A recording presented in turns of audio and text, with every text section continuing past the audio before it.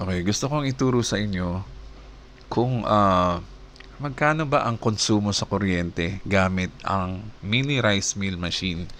Bali, ito ang magiging guide nyo, no? Kung paano ba magpresyo, maintenance, isasama nyo na rin doon, no? Etc. No? Siyempre, yung small amount ba para doon sa pag-process ng bigas, no? So, dito, huwag kayo malilito ha. Yung mga blue na yan, yan ang papalitan natin ng value.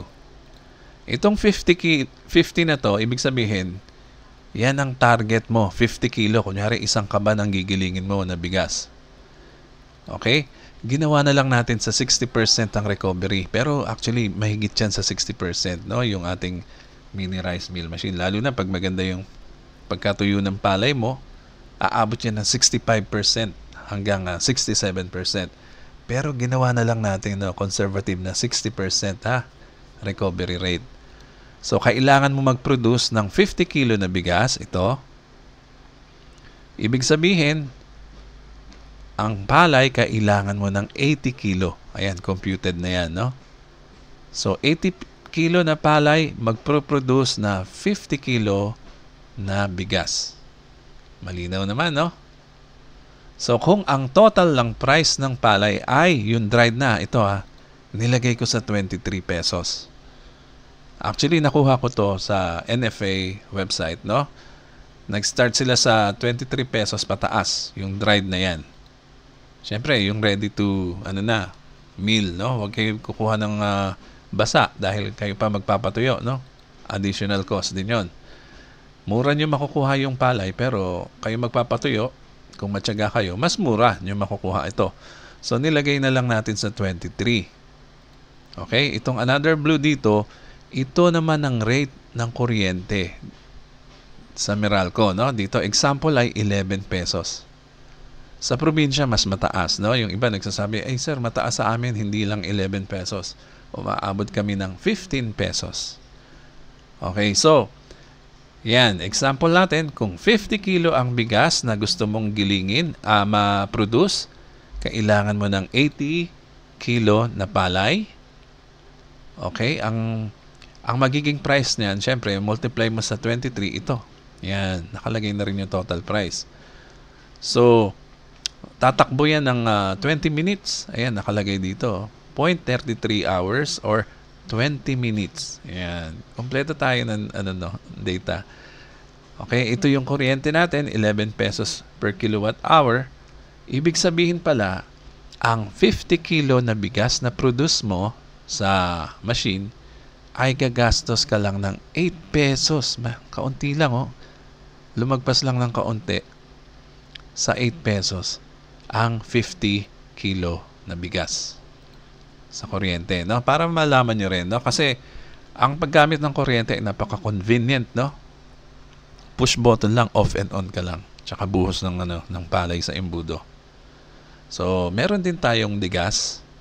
So, para ma-balance nyo kung yung gas ba medyo mahal din sa inyo, ikumpara mo sa kuryente. So, para magkaroon kayo ng idea, no? So, ang 50 kilo pala ay gagastos ka lang ng 8 pesos sa kuryente.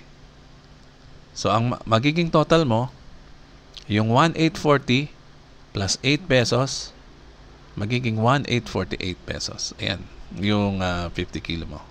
Nang ititinda yung bigas, syempre, isasama nyo doon yung kuryente. Okay?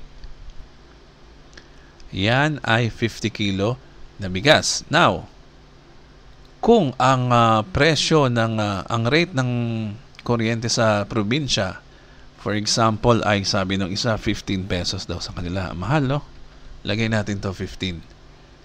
Ibig sabihin pala, ang 50 kilo na bigas ay magkakahalaga ng 11 pesos sa kuryente. 20 minutes running yan. 20 minutes pa rin, no? Magiging 11 pesos lang yung kuryente mo. Ngayon, maraming nagulat. Sabi niya, nung nag-example ako, kung 1 kilo lang na bigas ang iproproduce mo, kailangan mo lang ng 1 kilong bigas? Palitan natin to ng 1 kilong bigas. 1, no? Ang 1 kilong bigas, kailangan mo ng 1.6 kilo na palay. Ang kuryente mo ay 20 centimos. Kasi nilagay ko 30. Nagpasobra ako. Nagulat sila, "Sir, bakit 30 cents? Baka naman na itama mo naman yan." Namumurahan kasi sila masyado. Sabi ko, 1 kilo lang naman yan. Ang 1 kilo, wala pang 1 minuto yan, no? Gagawin. So, sabi ko 30 cents. 22 cents nga lang dito, yung 15 pesos ang rate ng kuryente. Paano kung 11 lang o 12? Sabihin natin 12 ang rate ng kuryente sa inyo. Wala pang 20 cents ang 1 kilong bigas. So, yan ang guide nyo, no? Kunwari, meron nagpagiling sa inyong let's say 5 kilong bigas. Idadagdag nyo na lang yung kuryente, no? Sa charge.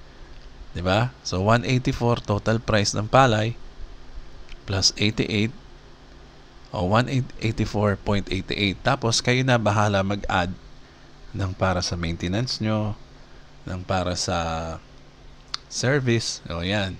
So malalaman nyo yung price ng per kilo, no? So dito lumalabas, pagka ang rate ng kuryente, tandaan nyo importante alamin nyo yung rate ng kuryente sa inyong lugar at i-compute nyo dito. Kung 1 kilo ang bigas, na sa 1 kilo ay lagay nyo sa 20 cents o wala pang 20 cents. So, kung 15 ang rate sa inyo, o yan, 22 cents lang. So, ganyan ha. And by the way, pagka mataas ang recovery rate, mas mura yung bigas mo. Kasi dito, 60% lang ang nilagay natin. O, di ba? So, ganyan ang guide, no? Ganyan ang pag-compute ng pagpresyo ng bigas sa gamit ang mini rice mill machine. So, minsan, okay, let's say, minsan nakakatsamba ka. Ang palay may nabibiling, sabi meron daw nabibiling 17 pesos. Siguro hindi pa dried masyado, no? Kung mura ang palay mo, let's say 19 pesos lang. Malaki ang menos ng price ng bigas mo. Magiging 30 pesos na lang. Wala pang 31 pesos. So, depende yan sa presyuhan ng palay. So, nilagay na lang natin sa 23 dahil yan ang average price ng dried palay, no? Ewan ko kung meron pang bababa dyan sa dried palay. Pero, ang naririnig ko, meron daw eh. So, yan. Ganyan na magiging price ng inyong bigas gamit ang mini rice mill machine. Sana naiintindihan nyo, ha? Tandaan nyo, ang percentage nito ay 60% recovery, kaya 1.6, no? Per 1 kilo. Okay? Tapos kuryente, importante na tatandaan nyo na dapat alam nyo kung ilan ang rate ng kuryente sa inyo and then kung magkano yung palay. Okay? So, ang kuryente, huwag kayong masyadong mag-alala dahil yan lang ang presyuhan yan, no?